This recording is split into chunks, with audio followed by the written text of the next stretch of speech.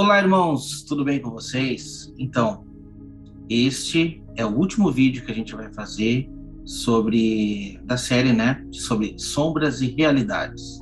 Chegamos ao final, esse é o vídeo final. Eu teria muito mais ainda para falar sobre sombras e realidades. Mas você entendendo essa base que a gente vai estar passando aqui, você já vai ter um avanço muito grande para você aplicar na interpretação das profecias, tá bom? Porque sabemos que as profecias foram colocadas, muitas, a maioria delas foi apresentada por Deus em um cunho muito simbólico. E a gente tem que saber interpretar os simbolismos que estão ali, entende? Então, se a gente for muito na literalidade do que aquela profecia está falando, a gente não vai conseguir ter uma boa interpretação.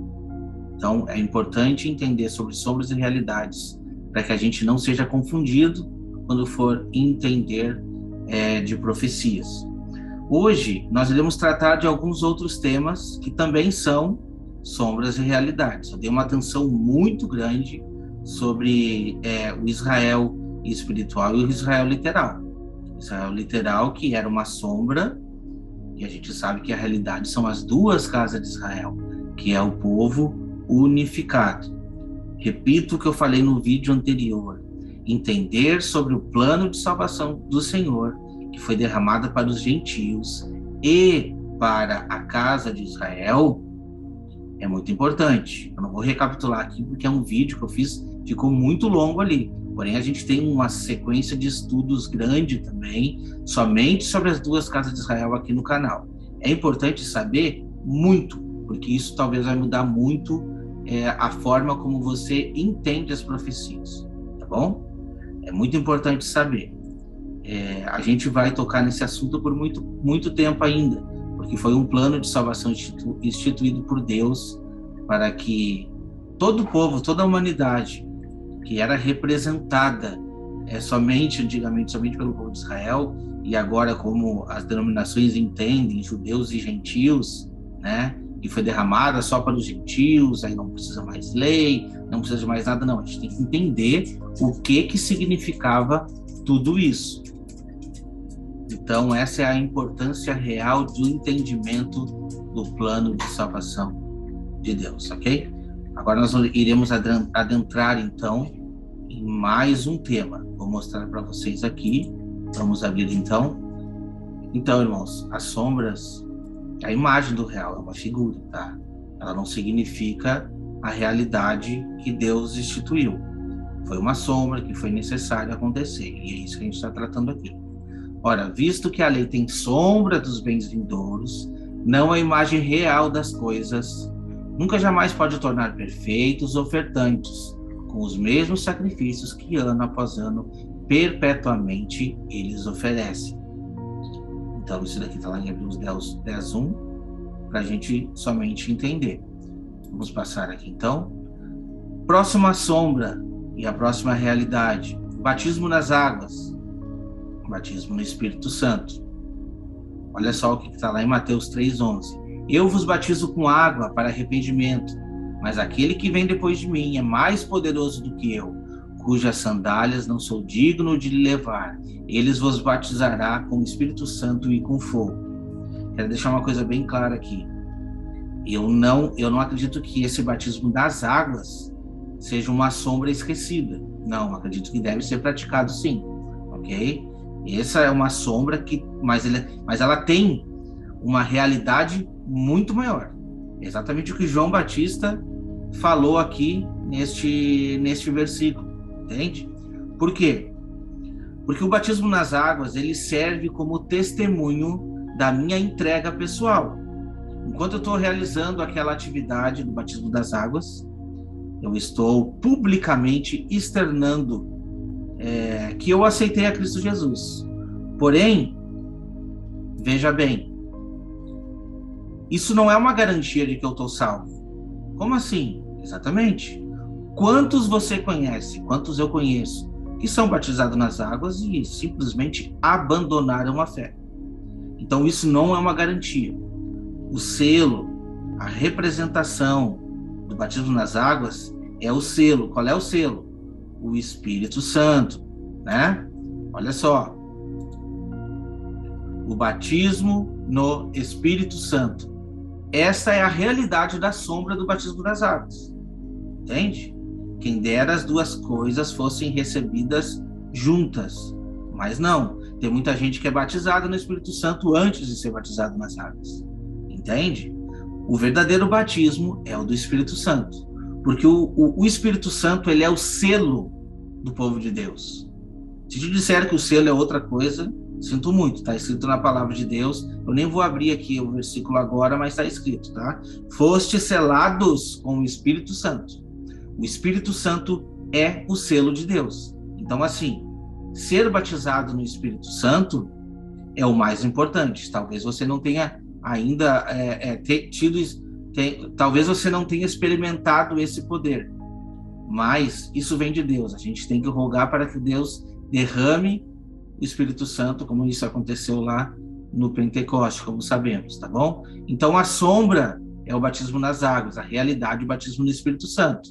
Devemos sim nos batizar nas águas, como um evento público para mostrar, como testemunha, porém, o mais importante é o batismo no Espírito Santo, não devemos esquecer disso, tá bom? Próxima sombra e próxima realidade. Vou avançar aqui, então.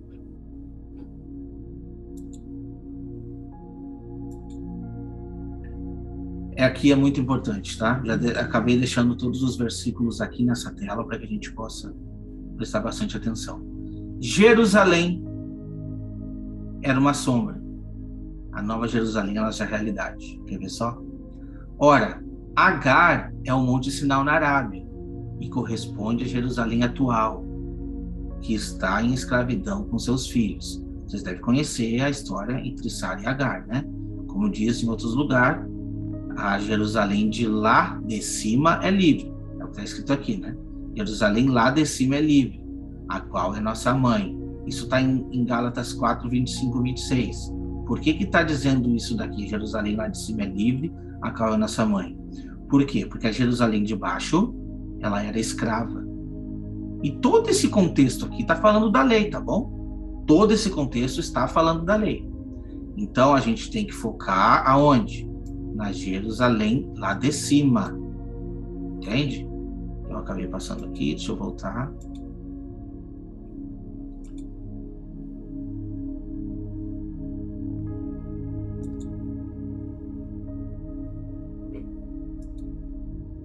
Então, a gente tem que focar na Jerusalém lá de cima, que é livre, tá bom? Esse deve ser o nosso foco. Isso está lá em Gálatas 4, 25 a 26. Um outro versículo aqui sobre a Jerusalém ainda. Na verdade, não temos aqui cidade permanente, mas buscamos a que há de vir. Você está prestando atenção? Essa é uma referência que está lá em Hebreus 13, 14. Serve para nos dizer que um local, ele não pode nos definir. Isso tanto serve para que a gente possa entender também que uma religião, uma denominação, não pode me definir. A gente não quer dizer que se a gente estiver vinculado a uma denominação, a gente está livre, né? A gente está, no caso, salvo. Não. Na verdade, não temos aqui cidade permanente. A gente aqui é como peregrino, mas buscamos a cidade que há de vir. Isso está em Hebreus 13, 14. O que mais que diz lá no mesmo Hebreus 13? Na verdade, não temos aqui uma cidade permanente, mas buscamos. Tendes chegado aonde? Ao Monte Sião, a cidade do Deus vivo, a Jerusalém celestial, e a incontável hoste dos anjos, a universal assembleia, a que há de vir. Não estou falando aqui da Igreja Universal e nem a Igreja Assembleia, não. Lógico que são termos que foram retirados para criar essas duas religiões, né? Mas aqui está falando do Monte Sião. Monte Sião, todo mundo sabe que ele é um monte espiritual. Esse é o monte espiritual onde estão encontrados, onde lá se encontram os santos. Quando diz assim, na verdade, não temos aqui uma cidade permanente, mas buscamos e temos chegado no Monte Sião, a cidade do Deus vivo, ele está dizendo no presente. Como Como que está dizendo no presente se a Nova Jerusalém ela vai descer do céu? Me explica isso, Wagner. Meus irmãos, quando a gente se torna um ser espiritual, quando a gente se torna morada de Deus, sim, a gente tem chegado ao Monte Sião. É essa transição que, como a gente já falou nos vídeos anteriores, que faz toda a diferença. Porque eu não tinha proximidade com o céu, mas agora eu tenho como me achegar junto ao trono da graça. Assim como eu tenho que estar disposto, com o coração limpo, tenho que estar com o meu tabernáculo aberto, que é o meu corpo, para a presença do Espírito Santo. É uma troca, né? Como diz, derramarei o meu espírito por toda a carne. Mas assim, a gente tem que aceitar, a gente tem que entender que o Espírito do Senhor, ele habita em nós. Então é uma troca. Então, na verdade, a gente tem chegado já ao Monte Sião. Os santos têm chegado ao Monte Sião, entende? Então, nós temos que nos preocupar com a Assembleia que há de vir, né? A universal Assembleia que há de vir. Isso está em Hebreus 13, 21, 22. É importante que leia todo o capítulo. É lógico, eu sempre instruo que a pessoa leia tudo. Agora, olha só, as referências à Nova Jerusalém, por mais que ali já tinha falado muita coisa. Aqui tem um mistério, tá bom? Que muitas vezes você leu, muitos de vocês que estão vendo esse vídeo. Então, assim, ó, muitos de vocês que estão vendo esse vídeo já viram pregação, já leram na Bíblia e nunca se atentaram a esses detalhes. Como eu falei, sombras e realidades. Deus falou muitas vezes por parábolas. Jesus falou incansavelmente por parábola, entende? E muitas coisas codificadas na palavra de Deus a gente consegue descodificar com os profetas. E esse texto aqui é importantíssimo para te fazer pensar, para aqueles que te prometem coisas literais futuras. Ora, eu tenho certeza que Deus é tão maravilhoso que, como Paulo diz, é impossível mensurar tudo que ele viu no céu. Não tem como. Mas tem coisas que o simbolismo é muito mais importante do que a gente esperar alguma coisa literal e se agarrar nas coisas literais que irão acontecer como se isso fosse o mais importante. Quer ver? Vamos de novo lá, eu vou para aquele slide lá e a gente vai ver de novo o que está dizendo lá. Olha só o que diz lá em Apocalipse 21, do 9 e 10. Você já leu, mas você vai ver agora com outros olhares. Então veio, eu vou até abrir aqui, tá? Eu achei melhor. Então veio um dos 7 anjos que tem as 7 taças cheias dos últimos 7 flagelos e falou comigo, dizendo: vem, mostrar-te-ei a noiva, a esposa do Cordeiro. Perfeito? Perfeito. E me transportou em espírito até uma grande e elevada montanha e me mostrou a cidade santa, Jerusalém, que descia do céu da parte de Deus. Não, só um pouquinho. Peraí, só um pouquinho. Deus vai se casar com uma cidade de pedra, de ouro, com ruas de ouro, né? É isso? Será que é isso? Porque é o que o texto me apresenta. O texto apresentou isso.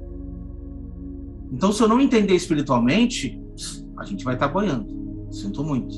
A gente vai boiar em cima disso daqui, não vai entender nada. Não vai entender nada. O texto, ele é muito, muito, muito claro. O que diz lá? Muito claro. Me transportou em espírito até uma grande e elevada montanha e me mostrou a cidade santa, Jerusalém, que descia do céu, da parte de Deus. Deixa eu dizer uma coisa para vocês. Nós somos a cidade. Como assim? Sim. A cidade santa são pessoas. Quando está dizendo que vai descer uma cidade do céu, está mostrando os santos descendo. Está mostrando os santos, porque a cidade santa, a Nova Jerusalém, é a igreja. Você está entendendo? Cristo não vai se casar com um templo literal físico. Cristo vai se casar com pessoas. A igreja é o corpo, a cabeça é o marido. Lembrem-se disso. São outras sombras também. Entende? Então é muito importante que você entenda. E quando você vai para esse texto e lê todo o texto lá de Apocalipse 21, e você fica imaginando aquelas coisas, nossa, como que é, como que vai ser? Todos aqueles detalhes são representação. Quando você vai para as pedras que estão ali na roupa do sacerdote, da cidade santa, todas aquelas pedras, elas estavam na roupa do sacerdote, representada no santuário do sacrifício, no santuário da antiga aliança. Era tudo uma representação, todas aquelas pedras. Por quê? Porque a noiva, ela está vestida de Cristo. Cristo está revestido da noiva quando ele desce, entende? Então é tudo uma representação, meus irmãos. Tudo foi colocado daquela maneira para que a gente vá para os profetas e entenda perfeitamente. Quer entender o Apocalipse? Estuda os profetas. Pronto, você vai entender.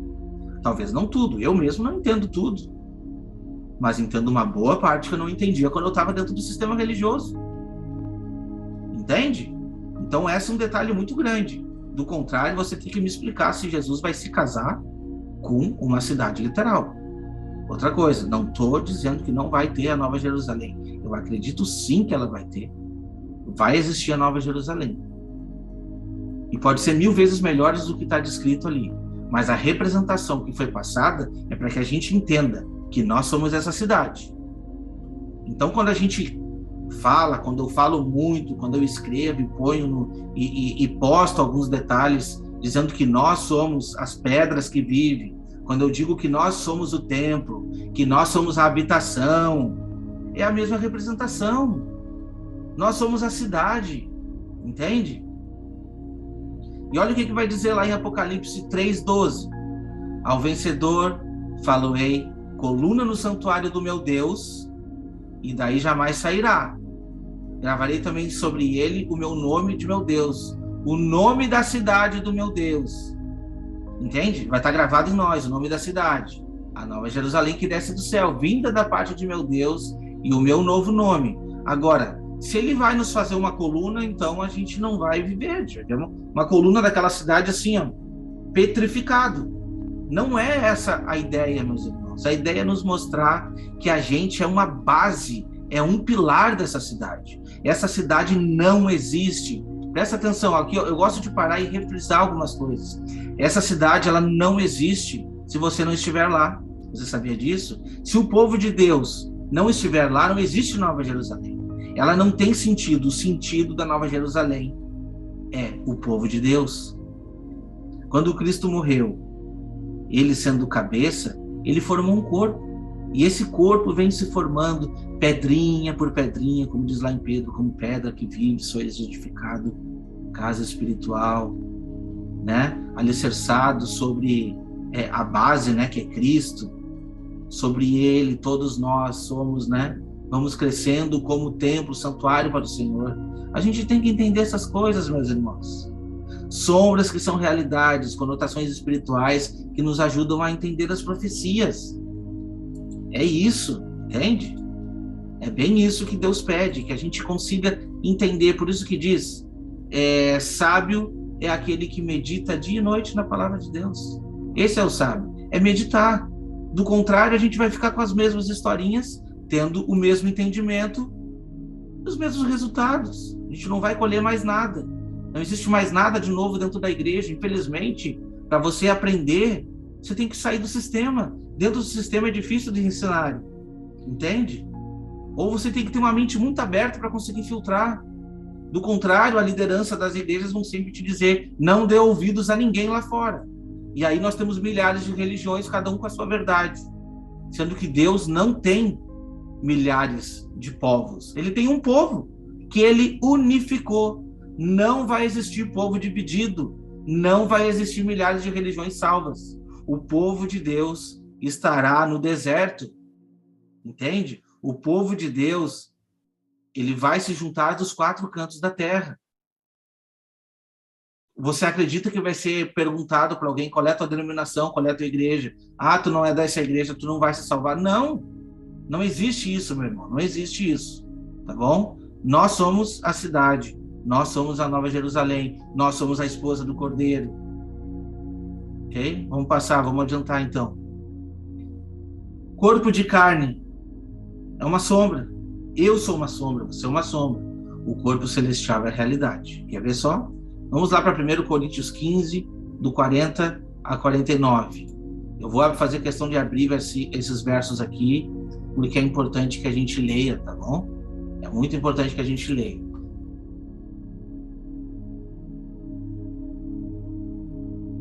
Então,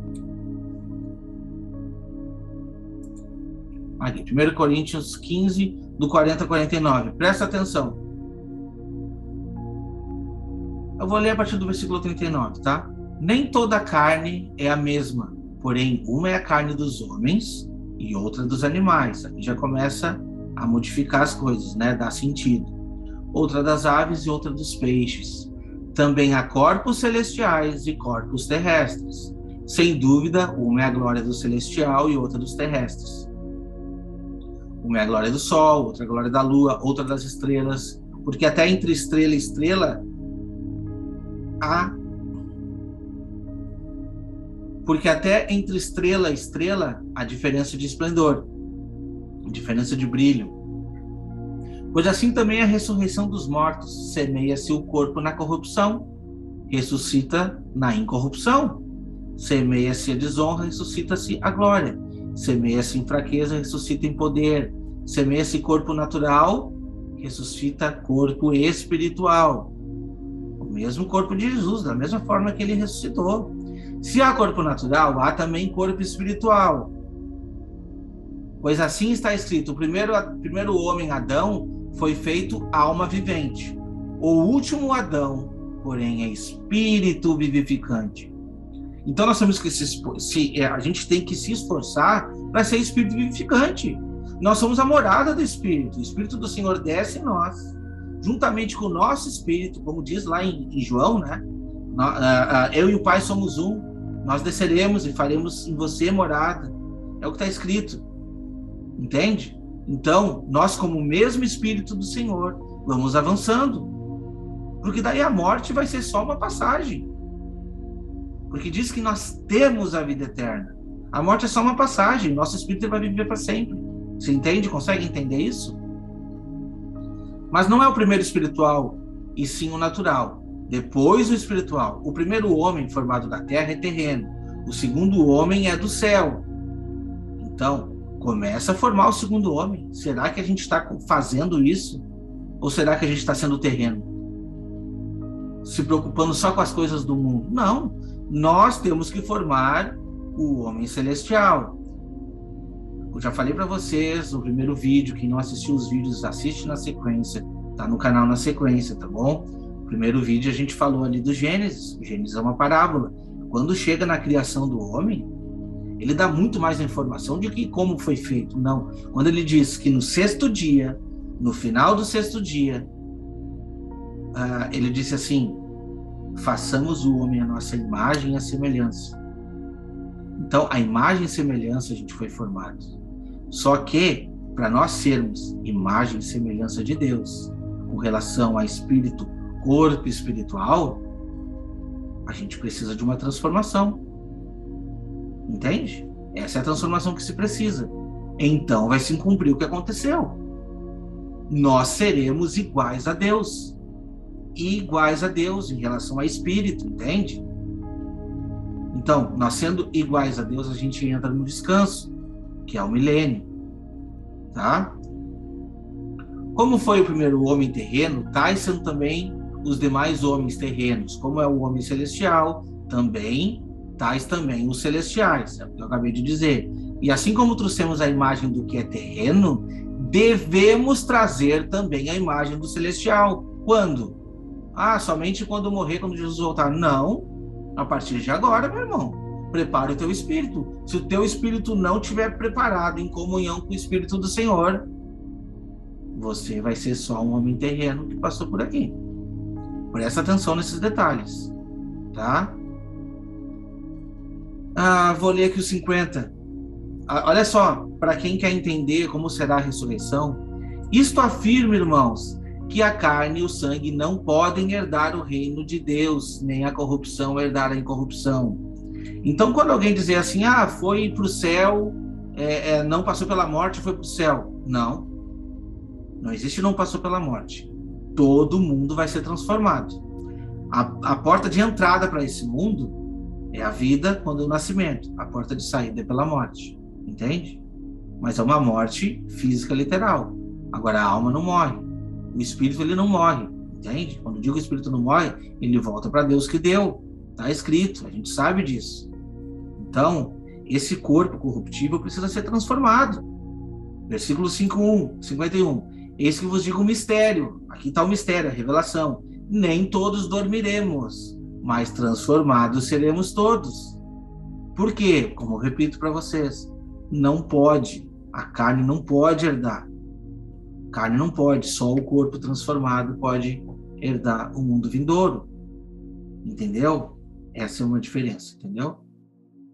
Então, a gente vai retomar lá para ver o que diz no próximo slide. Deixa eu ver aqui. A gente consegue botar rapidinho lá, eu acho. Aqui.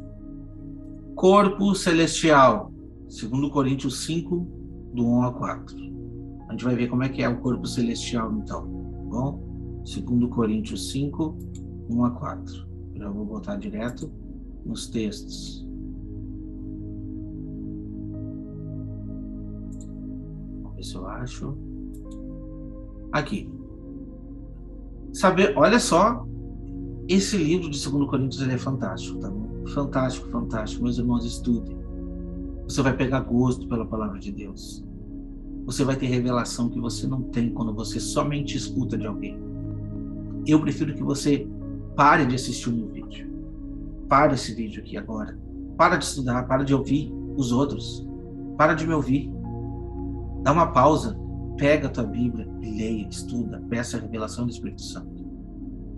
Estudar a palavra é muito melhor do que estar ouvindo da boca dos outros. Porque você vai ter o acesso direto ao que Deus revelou para a humanidade, entende? Porque Ele é a palavra, meus irmãos. É maravilhoso. O que diz lá em 2 Coríntios 5? Sabemos que se a nossa casa terrestre deste tabernáculo, não está falando de um lugar físico literal não, tá? Esse tabernáculo, se desfizer, temos da parte de Deus um edifício. Opa, como assim um edifício? Casa não feita por mãos, eterna nos céus. A Nova Jerusalém, meus irmãos. Esse é o tabernáculo, entende? Esse edifício. Está falando aqui exatamente do corpo celestial. Presta atenção. E por isso, neste tabernáculo, gememos, aspirando por sermos revestidos da nossa habitação celestial. Entende? É o corpo celestial. Mas o que a gente tem que fazer? Se todavia formos encontrados vestidos e não nus. Pois, na verdade, os que estamos neste tabernáculo gememos angustiados. Não, vou voltar aqui, ó. Não por querermos ser despidos, no caso, ficarmos sem roupas, mas revestidos. Na verdade, a interpretação é outra aqui, tá? Não por querermos ser mortos, né, no caso, mas revestidos, para que o mortal seja absorvido pela vida, entende? A transformação é essa, quando o homem mortal se torna um ser imortal. Repito, somos salvos agora? Sim. Se recebermos o Espírito Santo, a gente não vai mais morrer. Como assim, Wagner, não vai mais morrer? Não, é só uma morte física, porque a morte espiritual, ela não vai acontecer. Bem-aventurado é aquele que faz parte da primeira ressurreição. Sobre este, a segunda morte não tem mais poder. Entende? A primeira ressurreição é a que importa, porque ali está revelando a eternidade da humanidade, daqueles que aceitaram. Ora, foi o próprio Deus que nos preparou para isto, outorgando-nos o penhor do Espírito. Temos, portanto, sempre bom ânimo, sabendo que, enquanto no corpo, estamos ausentes do Senhor, visto que andamos por fé e não pelo que vemos. Entretanto, estamos em plena confiança, preferindo deixar o corpo e habitar com o Senhor. Eu não vou nem entrar nesses detalhes aqui, que também é maravilhoso, mas talvez seja um pouquinho forte para você nesse momento, não vou entrar no detalhe. Mas Paulo já tinha entendido, ele já tinha entendido, porque a revelação de Jesus, ela foi muito clara. Tendes a vida eterna, tendes a vida eterna. Se a gente entender o que é o corpo que Deus espera que a gente construa, que a gente alimente, é um alimento. Ou a gente está alimentando a carne ou o espírito.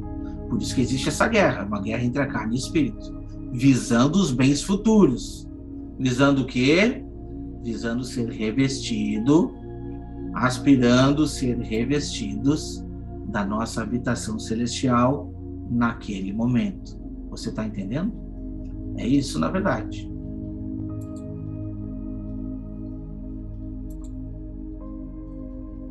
Então, meus irmãos, é muito importante entender sobre isso, tá? Vamos voltar lá no slide, então, para ver o outro texto que vai falar do corpo celestial. A gente já leu sobre o corpo celestial, agora que eu lembrei. A gente já leu, 2 Coríntios 5, do 1 ao 4, lemos até um pouquinho mais. É importante que você entenda, tá bom? Sobre esses detalhes. O próximo continua falando mais ou menos as mesmas coisas, tá? Mas a diferença, a sombra da carne e a sombra do espírito. É quase a mesma coisa, se complementa. Mas a gente vai ler aqui um pouquinho de Romanos 8, do 1 a 18. Vou compartilhar aqui. Para a gente ver o que está falando sobre carne e sobre o espírito. Então, Romanos 8, 1 a 8, se eu não me engano. Presta atenção nos detalhes. Ora, pois já nenhuma condenação há para os que estão em Cristo Jesus. Não existe condenação, tá bom? Porque a lei do Espírito da vida, em Cristo Jesus, te livrou da lei do pecado e da morte.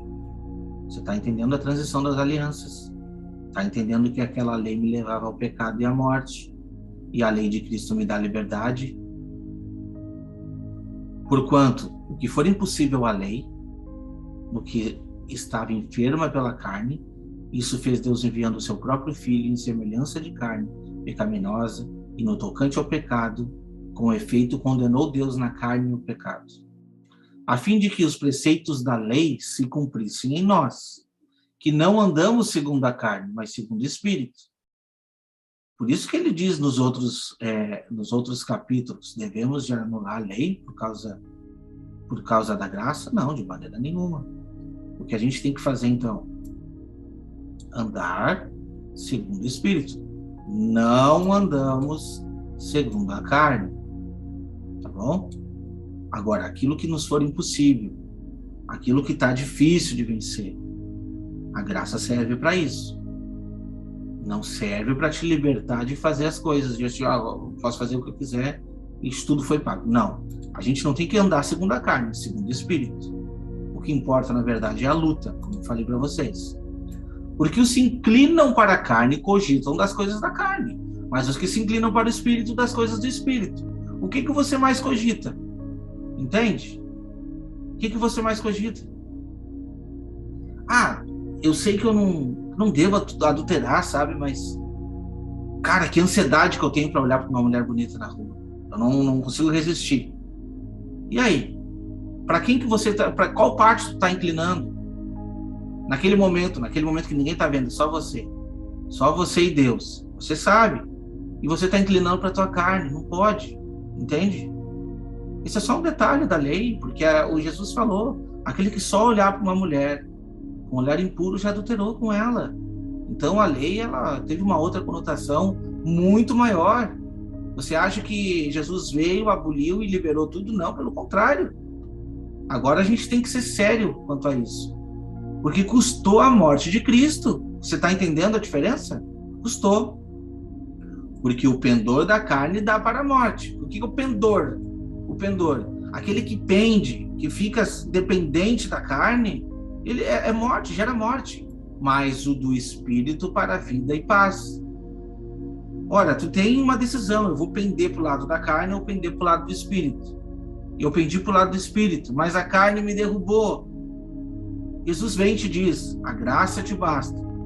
Entende? É isso, meus irmãos. É isso que é a diferença entre a lei e a graça. Por isso o pendor da carne é inimizade contra Deus, porque ele te afasta, pois não está sujeito à lei de Deus. Como que não? Por isso, porque a carne, ela estava condenada por causa do pecado à morte, e por isso eu precisava olhar para a lei. Mas o povo não conseguia, mesmo assim, né? Então, não está sujeito à lei de Deus e nem mesmo pode estar. Portanto, Os que estão na carne não podem agradar a Deus. Não vão agradar a Deus. Vós, porém, não estáis na carne, mas o Espírito, se de fato o Espírito de Deus habita em vós, e se alguém não tem o Espírito de Cristo, esse tal não é dele. Então o Espírito de Deus está onde? Está lá na igreja ou está dentro de você? Não, está lá na igreja, né? Eu ponho uma roupinha de cristão, meu terninho, gravata, vou na igreja e busco o Espírito. Meu irmão, não precisa ser na igreja, não perca seu tempo. Não perca o seu tempo dentro de um templo. Não perca. Se você acredita que a presença de Deus só está lá, não perca. Ela tem que estar dentro de você. Não resolve ela estar lá. Não resolve. A casa de Deus não é a igreja. Foi no deserto, no tabernáculo do deserto, lá foi a casa, a morada de Deus. Agora não, a casa de Deus é você, sou eu, entende? E ninguém deve ser substituto do sumo sacerdote ou do sacerdote. Ninguém deve ser intermediário da sua fé, mas não. É Jesus o intermediário. Ele morreu por ti, ninguém mais morreu por ti. E você tem um acesso ao Pai direto. Entende a diferença? Essa é a diferença. Então a presença de Deus tem que estar dentro de nós. O Espírito tem que estar dentro de nós. Essa é a diferença entre lei e graça, primeira e segunda aliança. Você está entendendo? Se, portanto, Cristo está em vós, o corpo, na verdade, está morto por causa do pecado, mas o Espírito é vida. Por causa do quê? De justiça. Você pode ler o capítulo inteiro. Você pode ler todo o livro de Romanos, e que Deus abençoe que você consiga entender, tá? Mas ele está falando dessa transição perfeitamente. Romanos 8. Olha o próximo texto que está lá no slide, então. Vamos ver lá. 1 Pedro 2, do 2 a 5. Vamos ver o que diz em 1 Pedro 2, do 2 a 5. Bom que dessa vez eu deixei os textos separados aqui, que ajuda a gente a buscar aqui. Deixa eu olhar aqui. Ó, 1 Pedro 2, do 2 a 5. Desejai ardentemente, como crianças recém-nascidas, não tem problema. Nossa, estou aprendendo agora. Você é um bebezinho, vai aprender, tudo bem. Desejai ardentemente, como criança recém-nascida, o genuíno leite espiritual. Não importa qual é a fase que você esteja. Se você estiver recebendo leite espiritual, tá tudo certo. Porque por ele, você já dá do crescimento para a salvação. Entende? O leite espiritual é crescimento para a salvação. Depois vem o alimento sólido. E a gente vai entrar nisso. São tudo sombras e realidades. Tudo parábolas usadas para que a gente possa entender, né? Se é que já tendes experimentado que o Senhor é bondoso, chegando como para ele? Chegando-vos para ele como pedra que vive, rejeitada assim pelos homens, mas para com Deus eleita e preciosa. Onde é que tem isso daqui, meus irmãos? Pedras que vivem lá, na Cidade Santa, né? Pedra eleita e preciosa, entende? Firmada sobre a rocha que é Cristo. Então é isso. Também vós mesmos, como pedras que vivem, sois edificados o quê? Casa espiritual, para serdes o quê? Sacerdócio santo, a fim de oferecer de sacrifícios espirituais, agradáveis a Deus por intermédio de Jesus Cristo. Então você quer saber o que você precisa fazer na segunda aliança, na nova aliança? Aliança descrita lá em Hebreus 7, tá aqui, ó. Sacrifícios espirituais. E são o quê? Lá em Hebreus 11 também fala. E são lábios que confessam o seu nome. Não adianta só confessar e não fazer mais nada. Não adianta eu ir na igreja, erguer minhas mãos, cantar louvor e ter uma vida desgraçada na terra depois dos outros dias da semana. Repito, não vista a sua roupa de cristão para ir na igreja bem bonitinho, de terno e gravata, e de pendure ela durante a semana e use a roupa que você usa normalmente. Não. Você tem que ser o cristão. Você tem que ser a habitação. A igreja vai ser só um complemento. A igreja deve ser um complemento para você, onde você vai congregar com os irmãos, compartilhar da sua fé, aprender e compartilhar ensinamentos. É para isso que serve. Não serve para te espelhar a tua fé totalmente e somente naquele dia e horário marcado de culto lá não, tá bom? Você vai estar perdido. Então assim, ó, vós mesmos como pedras que vivem, vocês são a igreja, vocês são o templo, sois edificados casa espiritual. Por quê? Porque nós somos o templo do Espírito Santo. Pronto. Para ser o quê? Sacerdócio santo.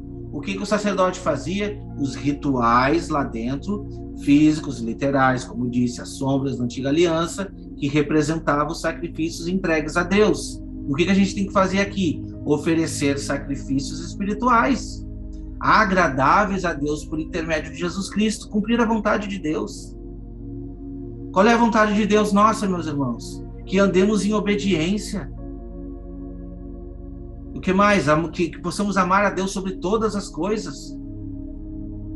E amar o próximo como a nós mesmos. Assim a gente vai estar cumprindo toda a lei. Esses são os dois mandamentos, os dois grandes mandamentos que Jesus nos deixou. Se você quer saber qual é o mandamento que a gente deve guardar, são esses. São esses dois mandamentos que a gente deve guardar. Entende? Deles depende toda a lei, os profetas. Pronto. Por isso, está na Escritura, eis que põe em Sião uma pedra angular, eleita e preciosa. A quem nela crer não será de modo algum envergonhado. E chegamos, meus irmãos, na conclusão do vídeo. A gente vai ler ali só os versículos para a conclusão, tá bom? 1 Coríntios 2, do 9 a 16, a gente vai ler, não é esse é o texto de baixo. Então vamos lá que eu quero abrir, do 9 ao 16, para que vocês entendam qual é a vontade de Deus para a nossa vida. 1 Coríntios capítulo 2, a gente vai ler do 13 em diante, vai dizer assim. Para concluirmos esse vídeo, então.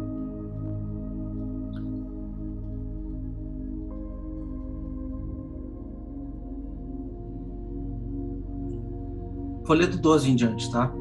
Ora, nós não temos recebido o Espírito do mundo, e sim o Espírito que vem de Deus, para que conheçamos o que por Deus nos foi dado gratuitamente, tá? Disto também falamos, não em palavras ensinadas por sabedoria humana, mas ensinadas pelo Espírito, conferindo o quê? Vou até sublinhar, coisas espirituais com coisas espirituais. Opa, aqui tem uma revelação muito grande. Você não pode comparar coisas espirituais com sombras, entendeu? As coisas espirituais têm que ser comparadas com coisas espirituais. As sombras devem nos ajudar a entender a realidade de Deus, tá? Ora, o homem natural não aceita as coisas do Espírito de Deus, porque eles são loucuras e não pode entendê-las, porque elas se discernem espiritualmente. Um dia a gente conversou com uma tia minha de Semório, nós somos as pedras que vivem, nós somos umas pedrinhas, cada um de nós é uma pedrinha, que a gente deve ser alicerçado na pedra angular que é Cristo. E aí essa minha tia falou, não, eu não sou pedra, eu sou uma pessoa, não sou pedra. Que pedra nada, não sou pedra. Você tá louco, você tá vivendo coisas demais. Não, nós somos pedra, meus irmãos. Só que é isso que eu estou te dizendo, o homem natural ele não aceita essas coisas. Nós somos como pedras, entende? Pedras que vivem. Porém, o homem espiritual julga todas as coisas, mas ele mesmo não é julgado por ninguém. Porque você até pode dizer, falar o que quiser de mim, mas o entendimento que eu estou tendo, ele vem da palavra. Ele vem da palavra. Pois quem conheceu a mente do Senhor que possa instruir? Nós, porém, temos a mente de Cristo. Será que temos a mente de Cristo? Paulo, quando ele escreveu isso daqui, ele estava só no Espírito, digamos assim. Só esperando partir e estar com o Senhor, como a gente lê nos outros textos. Então a gente tem que transformar esse ser carnal num ser espiritual. Para quê? Para que quando chegar a nossa hora a gente esteja preparado para estarmos com Cristo. É isso que diz. E o último texto que estava lá, está lá em Hebreus, tá bom? O último texto. Hebreus 5, de 11 a 14.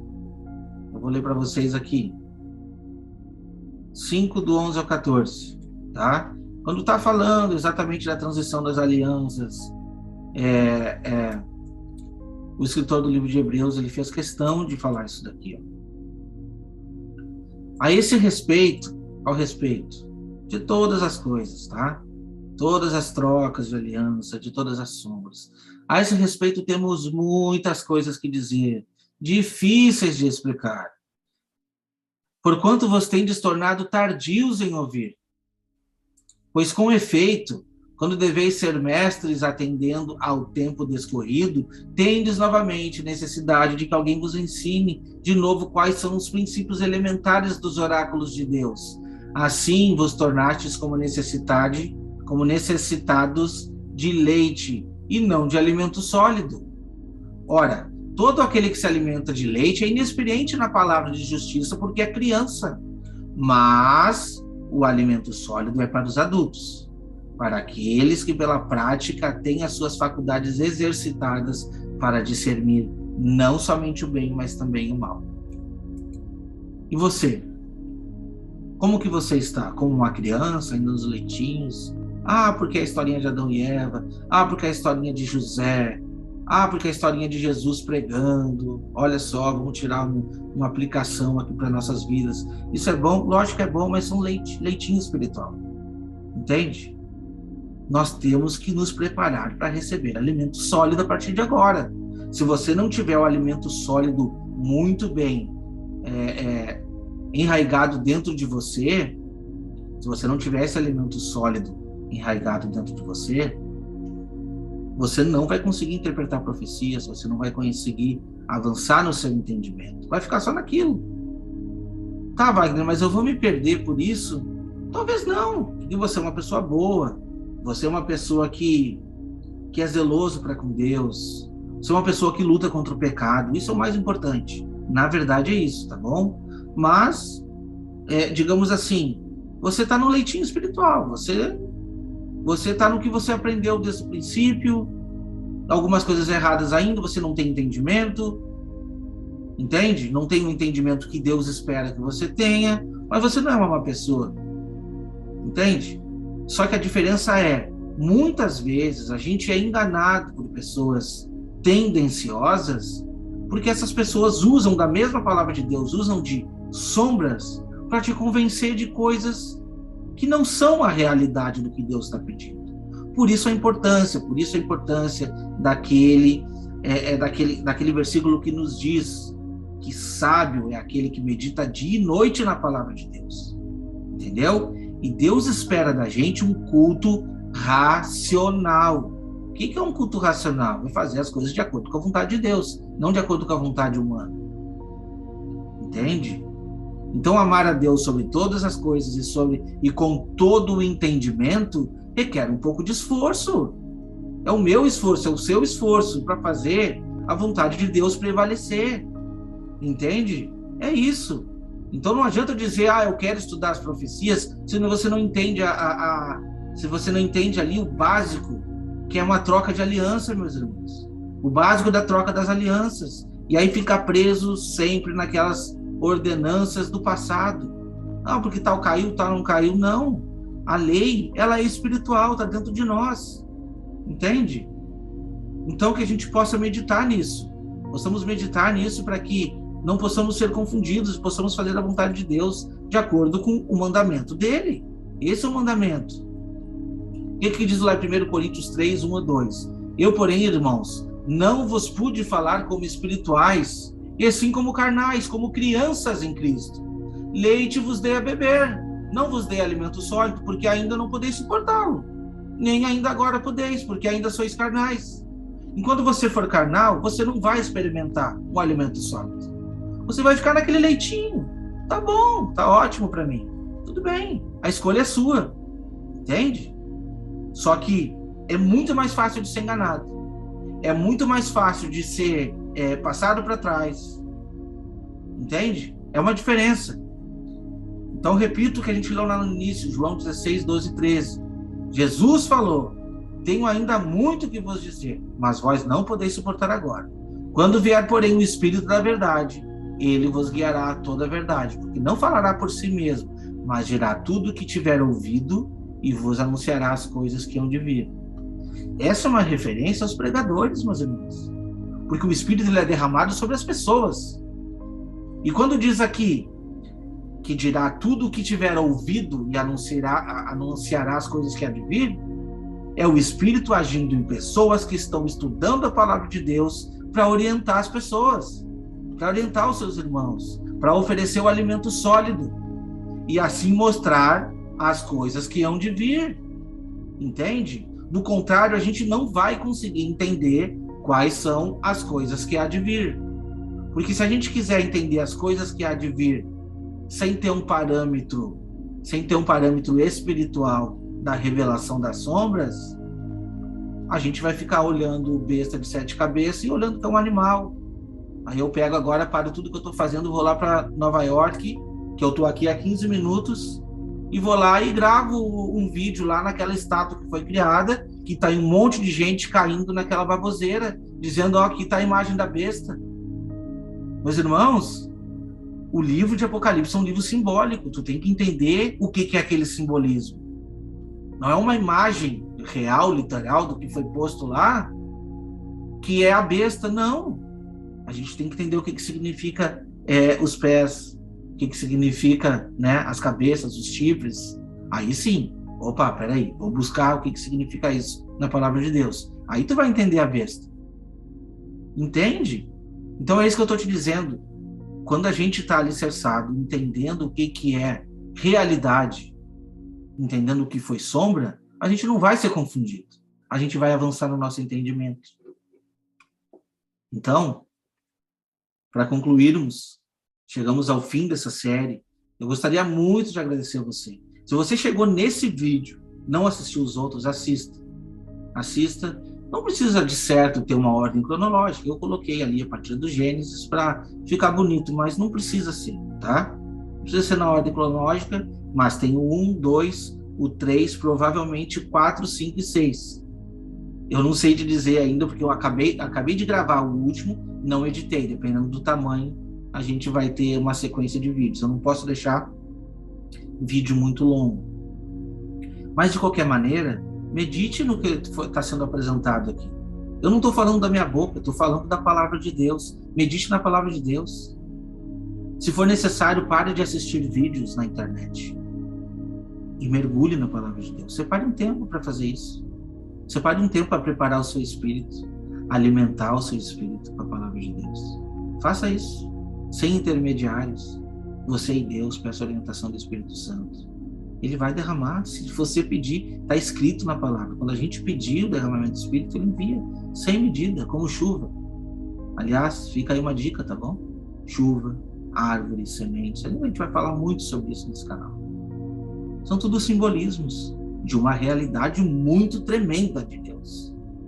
Então, meus irmãos, que a gente possa pedir essa chuva do Espírito Santo, para que a gente possa ser plantado, para que essa mensagem possa ser plantada dentro do seu coração, que nós possamos crescer como árvores, que a gente possa, então, gerar ali flores, e que dessas flores venham frutos, e que possamos oferecer como primícias ao Senhor, como dízimo. Olha que maravilha! Ofereçamos então como primícias ao Senhor.